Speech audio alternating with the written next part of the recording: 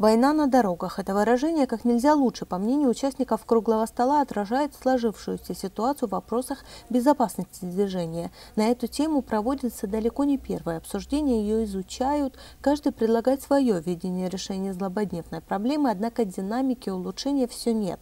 По мнению политолога и ведущей круглого стола Лианы Кварчелия, этот вопрос надо решать комплексно. Есть что-то, что должны сделать, наверное, представители ГАИ. Есть, может быть, какие-то законы, которые нужно пересмотреть, я не знаю, об этом мы будем говорить. И есть роль у средств массовой информации в этом общем деле. И, конечно, сама общественность. Во время войны мы остро и болезненно переживали смерть каждого погибшего бойца, рассказывают представители движения «Матери Абхазии за мир и социальную справедливость». Они подчеркивают, что терять население в мирное время страшно и несправедливо. Мы все здесь граждане одной страны, и мы все переживаем за то, что у нас происходит. А у нас это как снежный ком. У нас это не прекращается, не стихает, а наоборот, каждый день преподносит нам одну трагедию за другой.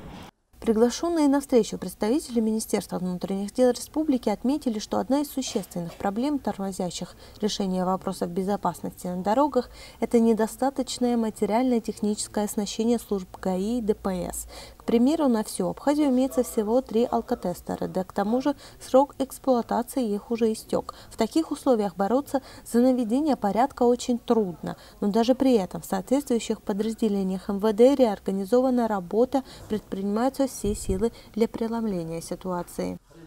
Дорожно-транспортные происшествия, они вот как были, так и продолжаются. С некоторым учетом какого-то спада, со всеми теми делами, которые сегодня у нас делаются, мы чуть-чуть на сегодняшний день вот в городе, в Сухум, столице, вы сами видите, наверное, в основном здесь столичные люди реорганизовали как-то работу.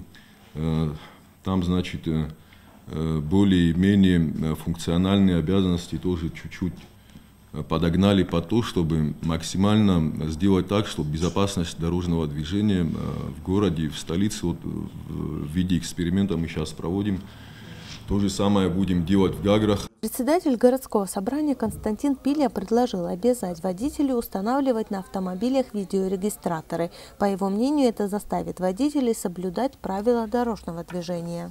Когда я знаю, меня снимает задняя машина, передняя машина, боковая, когда все мои жесты завтра будут в интернете или у вас, я этого делать не буду. Правильно говорю? По мнению участников круглого стола, самое большое зло – это низкий уровень культуры вождения. Уважение к окружающим, как и в повседневной жизни, так и на дорогах должно превалировать. Матери Абхазии обратились ко всем родителям приучать своих детей, садящихся за руль, соблюдать правила дорожного движения, беречь свои жизни и жизни других. Астанда Ардзенбана, Уранкваб, Апазатовая.